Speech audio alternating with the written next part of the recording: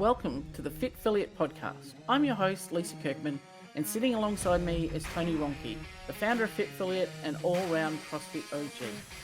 The mission of Fit Affiliate is very simple: protect the affiliate model. Our sole purpose is to help affiliate owners and coaches attain freedom. We aren't here to tell you what to do, but to instead build your ability to believe in yourselves. Enjoy the show. So I don't like that either. But anywho, our OCD aside, I thought today we would get into a bit of a broader topic. We did a post for Halloween, just for a time stamp reference for everybody, regarding the topic of fear yesterday on Instagram. And having had some conversations with clients and friends and just observations of the world, as I do when I think about what we can talk about, I thought it was a really good topic to dig in today, is about fear. Like, what is it as applies to coaches and affiliate owners? What are the consequences of, being driven by and acting out of fear? And, what is the price of it, essentially? And then we can get into a little bit of, well, how do we start to recognize it, acknowledge it, own it, and then move past it and see it for what it is? Yep, that's going to be a big one. Good thing you started recording. It's going to take up the rest of the day. Welcome back to regular programming. If there's ever been anything regular about this programming, I suppose this would be it. Lisa blindsiding me with information. Remind me to get the guest list updated so I don't have to do this. Well, it's been a while, so it's fun. I enjoyed it. It has. I mean, it's a good one too. I think fear is I guess in all fairness, it's the entire reason that the company was founded. Truly, if there was a central sort of mechanism or central sort of inhibition, limitation, circumstance, situation, environment, whatever, that was omnipresent that we attempted to want to solve for, it would definitely be fear. Truly. And not that Fit Affiliate's purpose is to save you from fear, but it's that fear is so omnipresent in every single person's life. But what's ironic about that, what I think is important to start with, is that despite the fact that it's omnipresent, most of us, I think when we think of fear, we think about it as two things. We think of it as this paralyzing sort of Friday the 13th sort of Halloween level of fear. That's why I thought it was funny, because I didn't even think about that. Halloween just passed and now we're doing fears. Well played there, Lisa. I think people think of fear as that, and it certainly is that, but it's also a much larger, much more unregistered, more off the radar presence than I think people give it credit for. And that's the version of fear that Fit Affiliate was truly built around, because that's the version of fear that kind of lives in the subconscious, that kind of becomes the source code of your operating system, of the decisions that you make. And then, as you can imagine, making decisions based on fear is probably never the right place to operate from in terms of making a newer one. And for that reason, I think it's probably worth digging into. So Halloween aside, probably worth talking about his fears. Well, on the MDCP podcast yesterday, we had Christina arrive in her cat makeup. So I was expecting you might do a Halloween theme today as well, but there you go. Yeah, I mean, I'm always in costume. In the theme. That's a whole deeper conversation. This isn't actually what I look like. It's a whole... That would actually be fantastic. I should have done that. I spent my whole life with a peel off mask, and then one day be like, this is not me. This is who I am. But we also talk about, or come across, where people are in the affiliate landscape, they have these big hopes, plans, dreams, goals, and they're actually also afraid of it going right, of success, because we're so conditioned to things being hard and, there being setback and obstacles. What if it all went right is quite a scary, daunting topic as well, because I don't know what to do with that. Then I have to realize that I'm fulfilling my potential, and that's scary, because maybe I don't really think that I have as much as what I'm trying to trick myself into believing. So there's that other layer of, what if it all goes right, but being afraid to act because, well, what if it goes right? That to be successful is scary.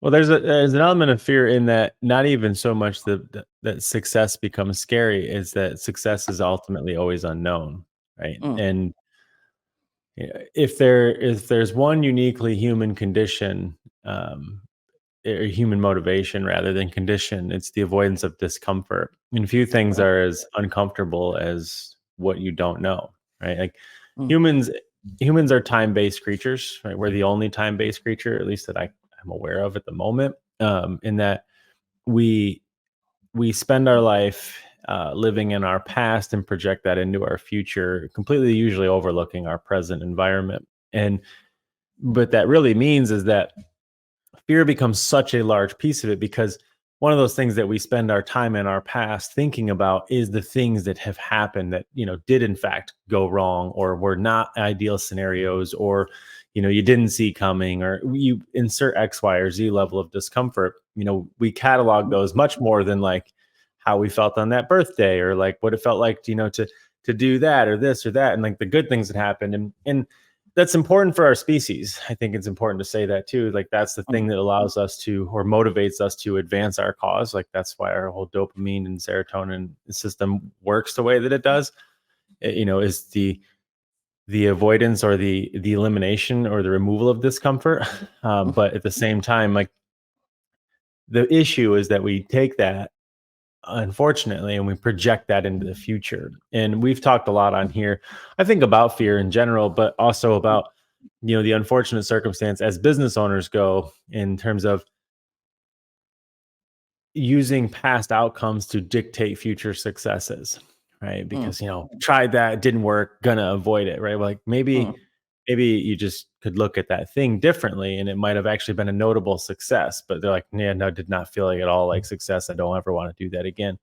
And instead of staying in the situation that they're in, which might not be an ideal scenario or environment, but willing to stay there because it's known, it's knowable, and they've made the best of a bad situation. And the reason that they're not willing to leave that situation, and hopefully I'm not losing anybody here, but is that in the past something has gone wrong, and they have decided that if I try to do something different, it will undoubtedly go wrong again. So I'd rather just stay right here in this environment. And what I think is important about that is that anybody listening to this would be like, no one would ever do that.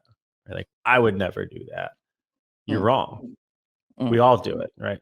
To one degree or another, right? Like mm, most of us, all of us are hardwired to stay in unserving situations much longer than is valuable to us. And I think mm, one of the big valuable parts of CrossFit in general is just its elimination of choice, truly. And that, like, when you walk in the gym, the mm, universal fuck as you look at the whiteboard, like, mm, and this is why the garage gyms never really work, right? I mean, not, I shouldn't say that, because they do work, mm, and mm, technically I'm a garage CrossFitter at this point, and so mm. I'd like to fun fact, my fitness level is well below my age today. I looked at Well that, done. my age, my fitness age.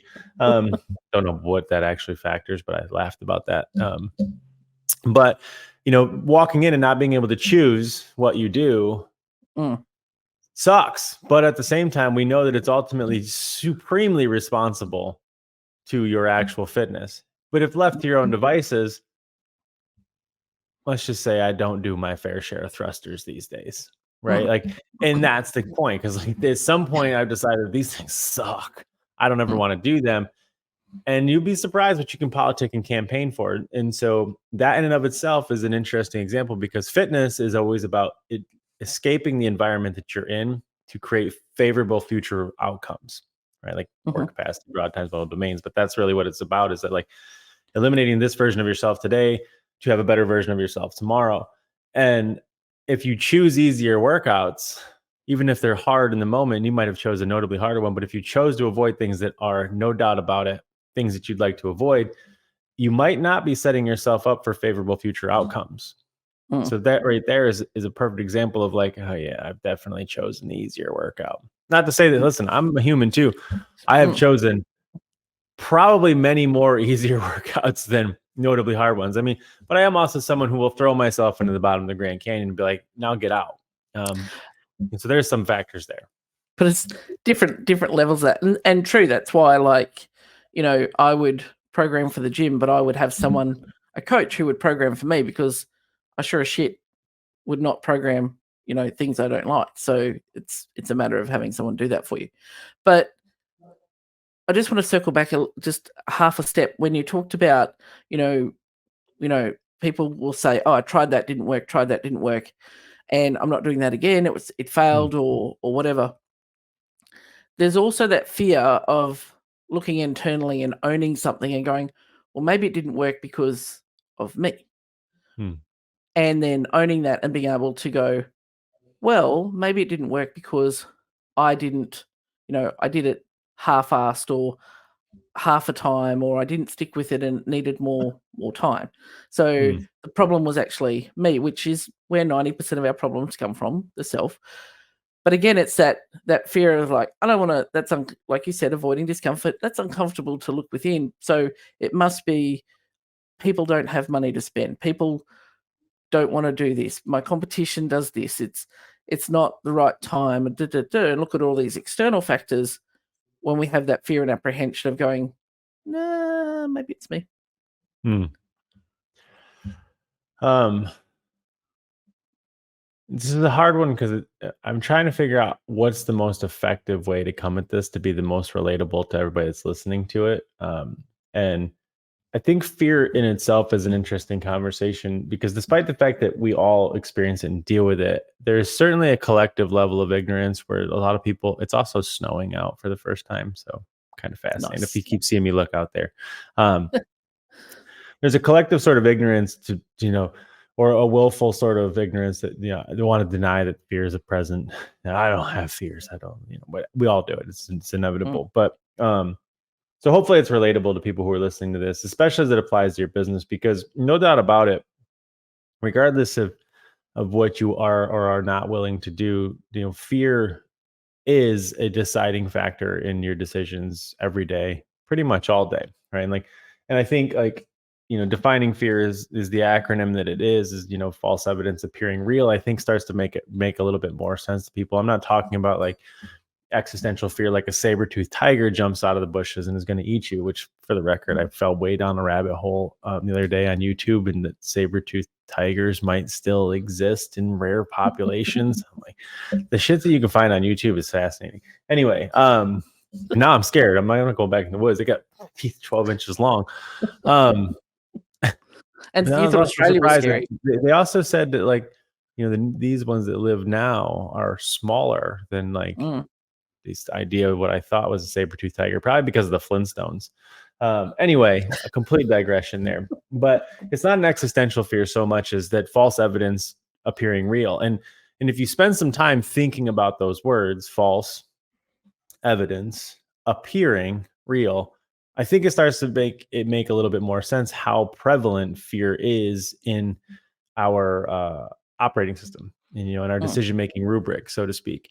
Because really what that means is that, I think at some point, I don't know whoever said it, and I don't know if I would say it's true or not, but like anxiety is living in the future and depression is living in the past. And that's very insensitive to people who deal with either of those. But, to think about it, when people are in either of those situations or dealing with them, like most of my anxiety is certainly evaluating potential future outcomes that, have some degree of false evidence appearing real.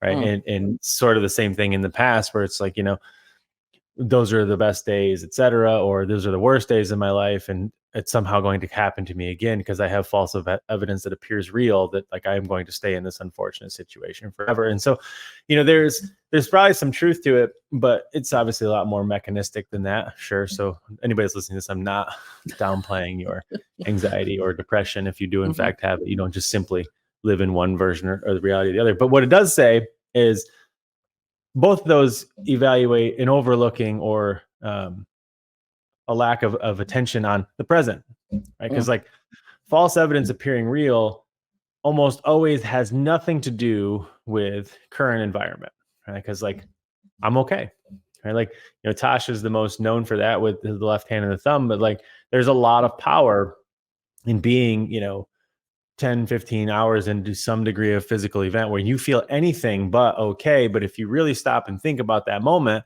and as Tosh would have you do, you look at your thumb and say out loud, I'm okay. you are in fact actually okay. Now, I project into the future that, a mile down this trail, I'm not going to feel okay because a mile behind me, I definitely is not okay. But like, if I'm still left foot, right foot, I'm okay. And, that might be hard and that might be esoteric to some degree, but it's the truth, right? Because like we can't take false evidence and let it appear real, or evaluate it and assume that it is in fact real. And this happens every day in business all day long. And with us, with our clients, like, the beauty of Fit Affiliate is that we don't give you anything to do, right? It's not about like, hey, do this and then see how well that went for you and then be like, what could have gone better? It's mostly looking at your fears, right? Like, what are you assuming will be the outcome and why are you not addressing this thing that you just told me is in fact the problem, right? And you'll tell me your fears, your false evidence, and how that appears real, right? Like, I can't raise my rates because blah, blah, blah, blah. False evidence, it appears real. And that has affected your ability to be like, 3%, it's gone up. I mean, milk has gone up 300%. And we used to joke, it's so funny to me that like, and it's not funny because inflation is this crazy monster at this point, but like, Fit Affiliate has been around long enough that was not the case. And, years ago, we would talk about this with you guys when it came time to raising rates. They're like, listen, if you're not raising your prices every year, at least 7%, you're not even outpacing inflation. Like, you're losing money. And now it's like, I got your attention, don't I? Everybody's like, I had to hire a therapist. I go grocery shopping twice a week and like, I'm not okay. I'm just not okay. And so anyway, my point is that, you don't raise your rates because you have false evidence, right? At some point in the past, you did raise rates. And when I did, Lisa lost her mind, right? Like, that doesn't matter. That was the past, right? And just because it happened in the past does not mean that you can't completely change the experiment, right? So like maybe in the past you did say, hey, you owe me more money next month. That probably didn't go well, right? At that point, because you didn't do anything. You just said, hey, pay me more money. But, we could change a lot of those variables that would probably definitely make it different. So it wouldn't be very fair if like we were going to say, okay, we're going to raise your rates, but here's how we're going to do it. Boom, boom, boom, boom, boom. That's what they're going to get. We're going to upserve here, here, here, and here. And they're going to get all these outcomes that they didn't otherwise get because they couldn't pay for it before. And so it wouldn't make a lot of sense to be like, no, I tried to raise rates before, but he got mad at me. I don't want to raise my rates now. Like you're not even doing the same thing, but in your brain, raise price, that's the fear trigger. And so you've avoided it. But now we know that like you got an even bigger fear now, right? Which is like, I'm going broke. And that is a much bigger saber-toothed tiger than the last saber-toothed tiger. And so the beauty of fear is that not only is it an inhibitor to action, it's also the impetus and the motivator to most action, right? Because fears also can be huge advancements to action. And that, the only way that people will change is that the pain of staying the same outweighs the fear of change. Right. And so that fear of change is important because if the fear of the future situation that you're in being much worse, that's how that current situation gets so uncomfortable that you start to take change. So not only does it stop you from action, it moves you forward. And so I also want this podcast to be about the value of fear, because I think there is not only is there value in understanding that fear is limiting your decisive action or even really a good decision. In some ways, you can use that and you can manipulate it to help you make faster action, because awareness precedes action. And few things spear awareness like a tiger that jumps out of the bushes. Right? And like you're gonna take action just like that. And so you can help tigers jump out of your hypothetical proverbial bushes and get you to take action if you understand the mechanism behind fear and action.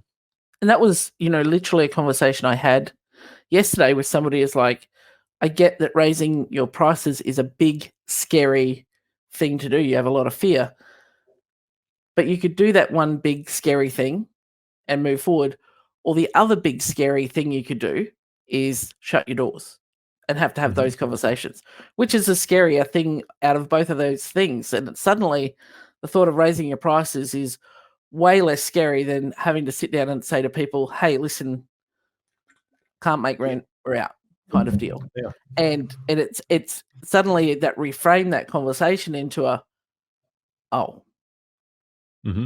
this is not so, that you're raising rates so that you can get a Maserati, it's so that you can. There's nothing wrong with that.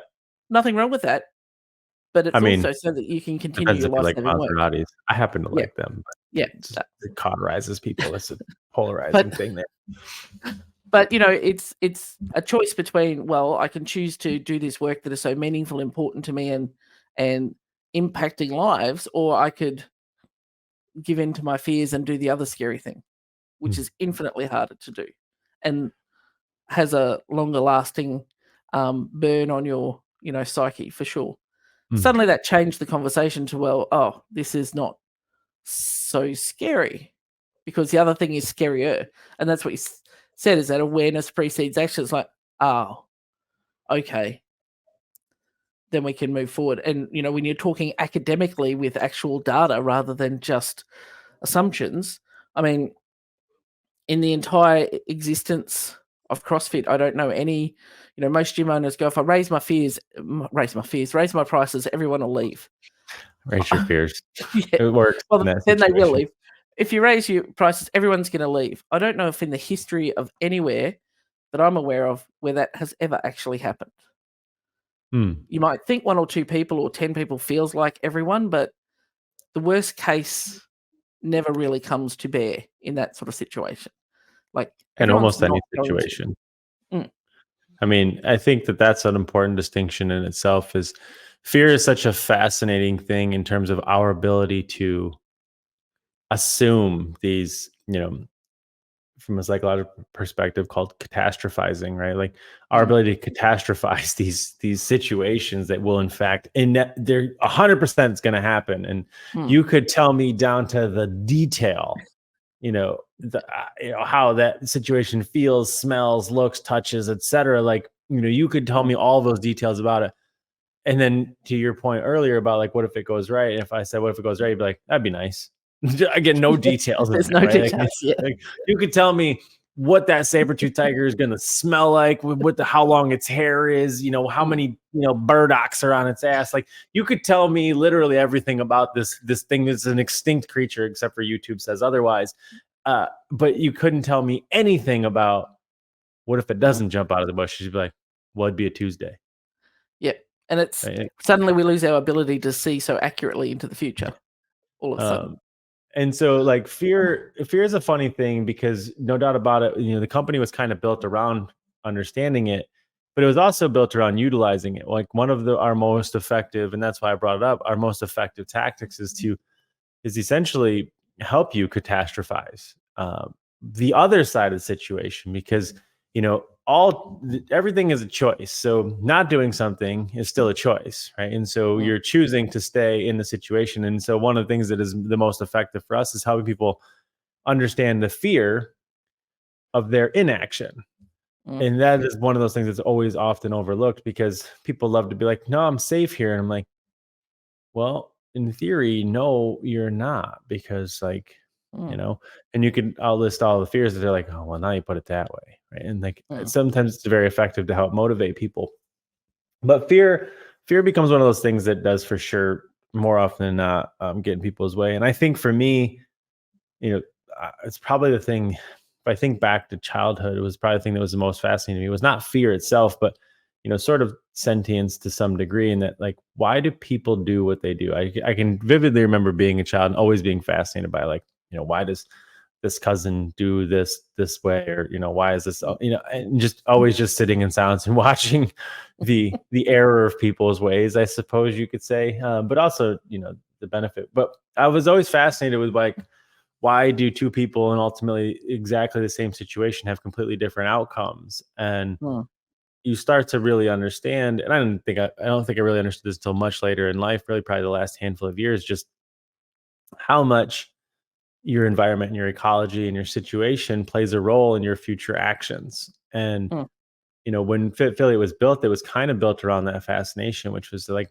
I didn't really care about showing up and being like, okay, here's how you should solve all of your problems. Nothing against anybody who does that, but that was never really our focus. The focus for us was like simple. Why do you do what you do? And such a powerful question that is just so rarely ever posed to a human. And almost always, no, I shouldn't say always, but definitely more often than not, why the answer to why do you do what you do is to some degree of fear of not changing that situation. And it's such a fascinating thing to explore. Like, and you see this, and we've been using money as kind of the price raises, but like there is very few places that fear is more prevalent than in money. And funny, right? Because like to all of us, when we think about money, we don't really think about it in terms of fear. We think about it as like, what am I going to buy with it, or how much can I have of it, or how nice it's going to be to have all this money. And like none of that is really about fear consciously, but subconsciously, the reason that you want to amass all that and you want to buy that and you want to be able to do those things is because, it's Maslow's hierarchy of needs. Money in our environment, in our current life situation, is about, basically shelter. It's about safety. And so our coveted nature, our covetous nature with money has less to do with about accumulation and riches and status. It has more to do with the avoidance of fears, of peril, of unfortunate situations and circumstances. And like that's the whole thing that motivates us. Does that drive you to $1 billion? It depends, I suppose, on how afraid you are of the other option. And you're talking about your environment and what you've been surrounded with, and when you grow up in an environment where you're surrounded by scarcity and there's never enough, and you aren't meant to, we are, all these perceptions that you are filtered through your little spongy brain when you're a wee person, and you carry that with you, and you don't almost by default have another way to operate until someone asks you the questions, well, why do you do what you do, and why do you believe what you do about money or relationships or whatever it is? And it's like, oh, well, where did that come from? And you realize that it's a story, it's a pattern, it's something that somebody gave to you, whether probably not maliciously, because it's just what they had, and you've just taken it as gospel, as truth, and you've run with it for your largest percentage of your life. And it's driven a lot of your behaviors, your decisions, whether it's money, relationships, anything like that. And then all of a sudden, when you get a stop in there, it's like, oh, hang on a minute. I've been driving this Maserati all wrong. Like, I've been outside the damn thing pushing it. I didn't realize that if you got inside it and pushed the button, it would start and I could just do it that way. But I didn't think it did, because that's the story is that I believed. So it can really paralyze us and confuse us. Behavior is essentially, that's the mechanism, right? Which is, accepting truth is fact and making decisions based on that truth. And, you see this pretty substantially across the board with lots of things. And more often than not, most of us as children were told a lie, not maliciously, but our interpretation of a situation, of an environment, was probably not real, truly, because we're just not very good critical thinkers when you're young, and you accept that environment as truth, and then you use that truth to make future decisions based on that truth, right? Because it becomes fact. And upon challenging, one of the valuable parts of therapy in general is obviously, especially, family-based therapy, is going back to that childhood unit and understanding really where truths became fact in situations that were in fact maybe not actually truths at all. And how your decisions in that moment probably helped you in that moment, but they're ultimately not serving you today. And we don't need to get way down that rabbit hole, but this is the mechanism that serves as the decision-making factor in all the things that you do, not the least of which your business, right? Like, I mean, it affects your personal relationships, your personal life, your professional life, your business, you name it. And you have to be very mindful of it. But what's important in there is that, it's at some point someone told you a lie, or you encountered a lie and you accepted it as truth. And then you use that truth as fact to make future decisions. And this is important because it's the essence of what we've been talking about with fear, false evidence appearing real.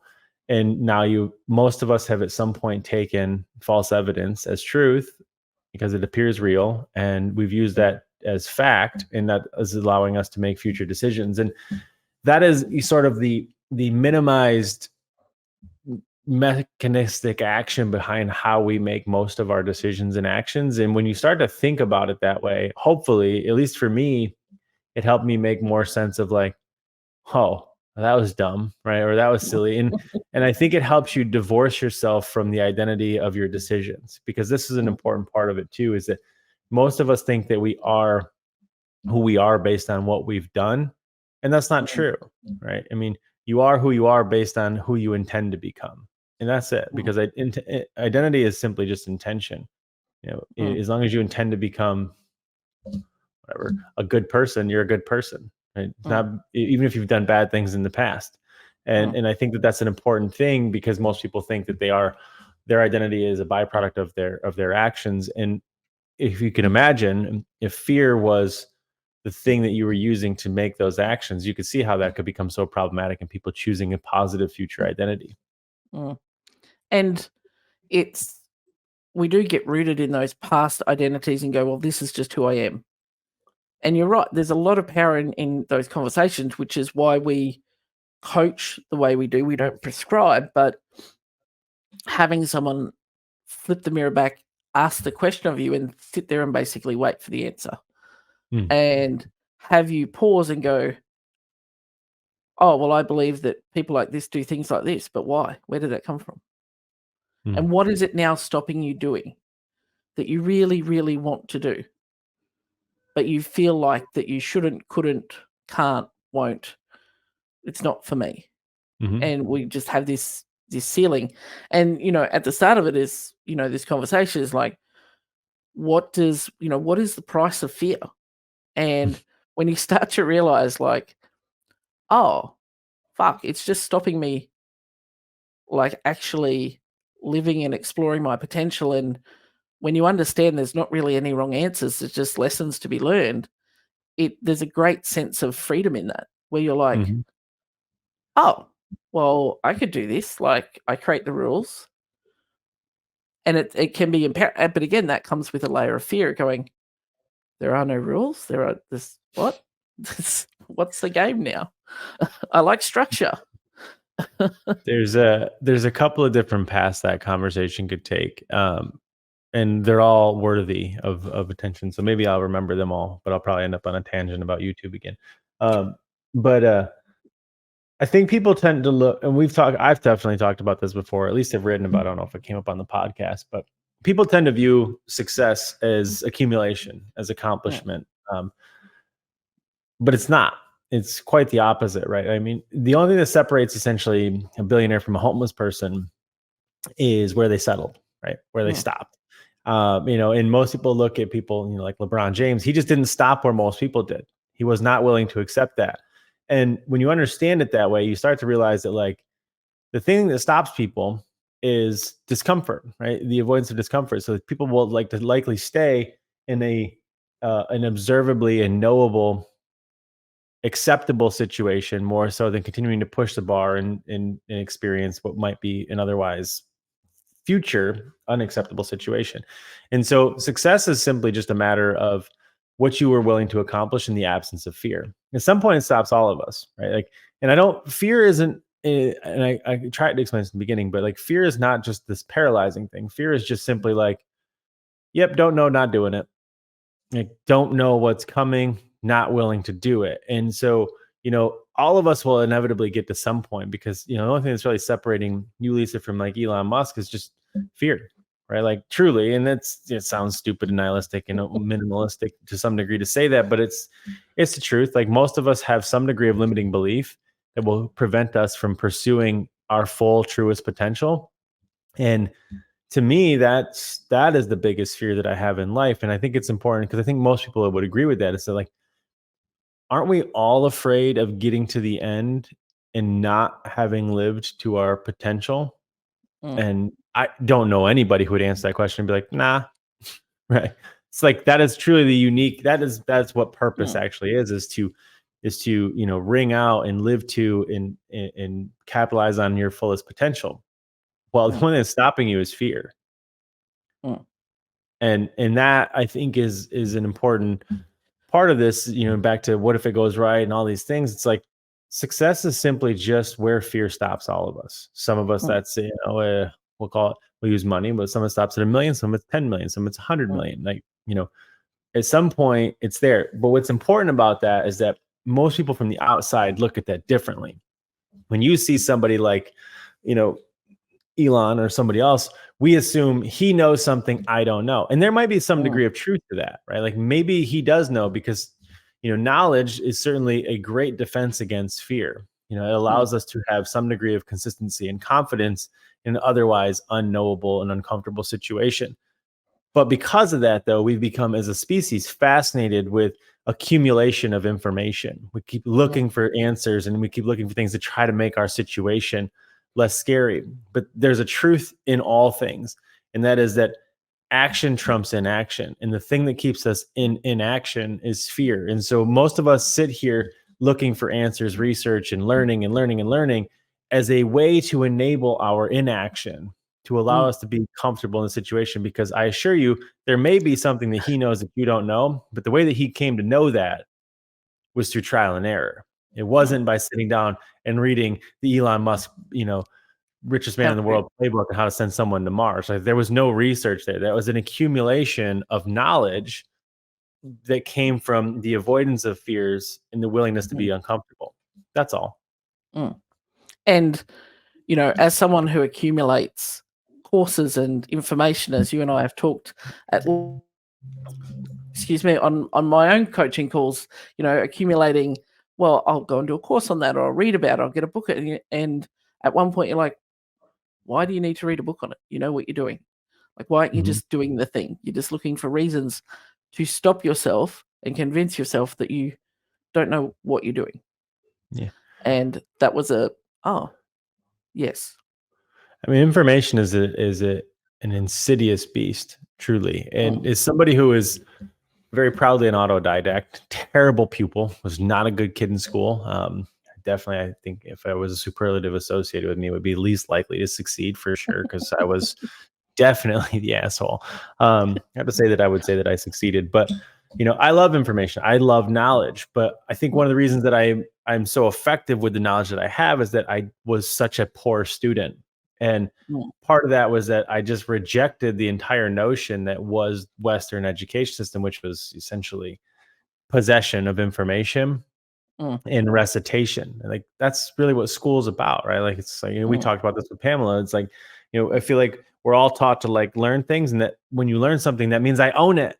And then mm, I can validate that by telling you that I know it. But like learning is, as any adult will tell you, once you get out of school and you realize that like all that didn't even serve you. Like learning is just application of information. And so information is this funny thing in that we tend to seek it as an attempt to possess it rather than apply it.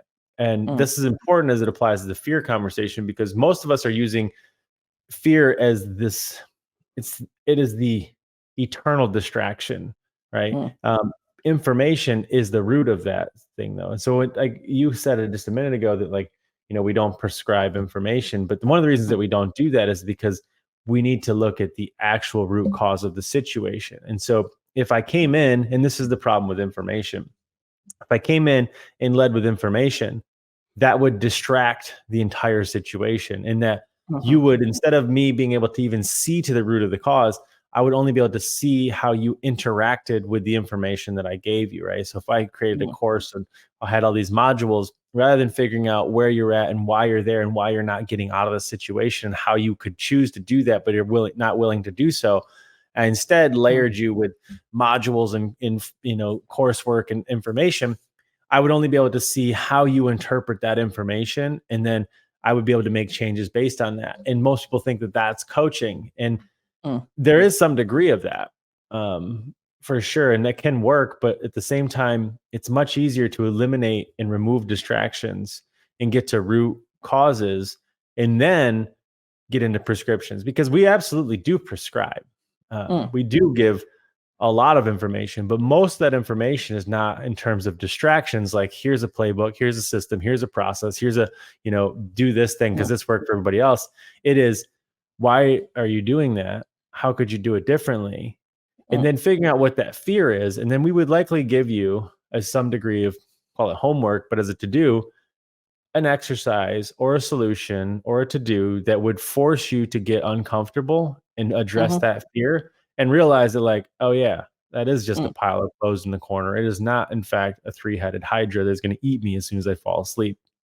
And Mm. so there's still a prescription there, but that prescription is systemically and acutely prescribed to what your actual root is, as opposed to a broad-based assumption as Mm. to what you'll inevitably encounter. Because, like, I know if you go out in the woods, you're probably going to run into, depending on the wood you go into in Australia, anything that's going to kill you. But Down the main street. I could tell you, like, okay, look out for this animal, this animal, this animal, this animal. And then you would walk into the woods looking for this animal, this animal, this animal, making sure you don't die. But you'd be overlooking all the other cool animals that you'd be like, oh, look at that tree, look at this thing. And then you wouldn't be paying attention to those things. And most importantly, if somebody's responsible for you, I wouldn't know if you're good or bad at being in the woods, because I would only know if you're good or bad at being in the woods based on doing what I told you to do. Mm. Right. But it rather, I could watch you and be like, don't touch that. Yeah. Why did you want to pick up that animal? It's cuddly. That is not friend shaped. Don't pick that one up. It is Not platypus, French. and it will eat you and sting you and poison you. And despite the fact it looks like a big fuzzy duck, it is not one. And it's interesting because when I think back to my own example, like I remember we joked once on one of my calls about that Lisa was the template plate queen. Every time you guys would go, well, have you thought about this? I'm like, oh yeah, I've got a template for that, or I've got a system for that. And you're like, have you ever used it? I'm like, well, no. It's like, oh, okay, now we've got something to work with. Like, not about having the thing, but why don't you execute on the thing? But you spend so much time and resource building it, but then you don't do anything with it. It just sits in a drive somewhere. And then we can dig into the behavioral stuff. It's like, okay, well, why are you running with that? And then you just stop. What's the behavior? What's the pattern behind that? And that's when we can start to unpack and then see, what is likely to trip us up in the future as we move forward. Mm-hmm. I mean, your story is your story, but it's kind of an overshare of your story. Everything that Lisa was waiting to become was on the other side of Lisa's distractions, and we knew that. It was very obvious that you were effectively using distraction as a drug to deny you the ability to lean into who you actually were. And it was a long game for us to sit and allow you the space to be able to pursue that, but it was systematically just stripping you of a distraction and another one and another one until you were left With as me. you.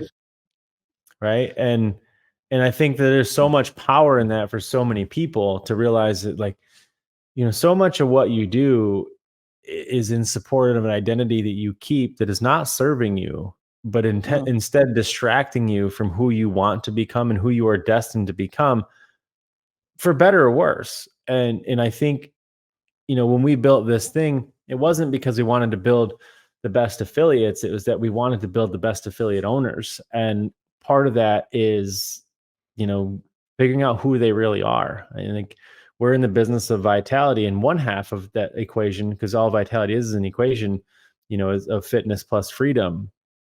What's nice about us is that working with affiliates is that you guys get the fitness part of it, but the freedom part is an interesting one, because even as people start to pursue freedom from the outside, we tend to pursue freedom as a distraction. We start to look at, like, what freedom would look like, but, like, freedom at its core is the ability to be who you are. And man, is that one an unknown environment and situation for many people, because most of us have no idea who we are. We only know what we have interacted with. And based on the versions that either other people have created or told us, here are the rules, here's what's expected, here's what you do, which, I played along, I followed the rules, did what was expected, until all of a sudden you're confronted with, you remove all those layers and distractions, and then you're like, oh shit, this is actually who I am. And then when you have the freedom to go explore that and then move past the fear of actually doing that, then that is where you get that true freedom and true sense of, I'm actually driving this Maserati now. I'm not just pushing it or looking at it or, whatever. I mean, vitality is simply just quality of life, right? I mean, it's mortality is the length of your life, and vitality is the quality of that life. And that has always ultimately been very subjective. And for us, I think that we have defined it and, been able to quantify it. And it is simply a metric of fitness plus freedom. And like I just said it, but it's funny because we know a lot of people who are incredibly fit with no freedom. And I think we would all agree that having all the fitness in the world without the freedom to apply it or utilize it would be ultimately like a life sentence, a death sentence, right? And vice versa, right? Imagine having all the quote unquote freedom in the world, but none of the fitness to be able to utilize it. And so a lot of that though comes back to being who you uniquely are as opposed to distracted. And the single biggest limitation to freedom is distraction. And that's because it will not only enslave you to the pursuit and the work and the development of those distractions, it also denies you of figuring out who you are. And one of the most fascinating and fun parts of what we do is help people really become who they are, because freedom of purpose is impossible to know until you know who you are. And this is why you see so many people, especially people who come to us and they're like, I've done X, I've done this, I've done this, I've done this, but I'm like, I don't feel any better. I don't feel any more fulfilled. I don't feel any more rewarded. And that's because you can continue to knock down the distractions all you want. But until you know who you are and what's valuable to you, none of it is going to lead to fulfillment and reward. And fear is the biggest thing in that way. So I guess as we start to get towards putting a pin in this one, how do we start to move past it? Identify it. Awareness precedes all action. And so there's no degree of action that can ever be taken without awareness. And the truth is most people don't want to wake up. Lots of us would love to stay in our cycle of distraction and destruction, because frankly, fear has allowed us to be much more effective at staying in an unserving situation and environment than it is to move into something that is unknown. And so if you're listening to this and you are somebody who does feel like you're compelled to get out of a situation or effectively have agency over your life and make it better, like you have no choice but to address and accept fear. And part of that is looking at the acceptance and the awareness of where fear is playing a role in what you do. And you said it perfectly earlier. It's also using fear as a motivator, because fear is stopping you from taking action, but you're overlooking the fear of what will happen if you stay in this inaction. So use it, become aware of it. Perfect. And I think that, this will resonate with a lot of people. And I know that even us talking about it has led to me thinking about different things. And, thoughting, whether that's yeah, that's what we do. And reflecting on things that it has stopped me doing, and even still pops up. It's like, not that we're the shining beacons of we're not afraid of anything.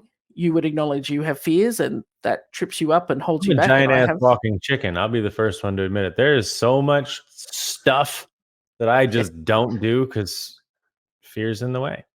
But you'll gladly hurl yourself down. But I'm grateful that I have people who ask me, like, "What are you afraid of?" I'm like, I don't want to answer that. Yeah, and that's why we have coaches. So, guys, thank you for listening and watching wherever you consume this. Please give us a follow on the socials at FitFiliate. Drop us a DM, drop us a comment if there's anything you would like to hear Tony and I discuss and delve into. Otherwise, we will see you on the next episode. Cheers. Thanks for listening. We hope you enjoyed today's show. Please remember to like and subscribe on your favorite platform. And if you know an affiliate owner, a coach, or entrepreneur that would benefit from hearing our conversations, please share this with them. We love the feedback and support we have from you guys, our audience. If you'd like to reach out to us, you can find all the useful links in the show notes. We would love to connect with you. Keep doing the great work.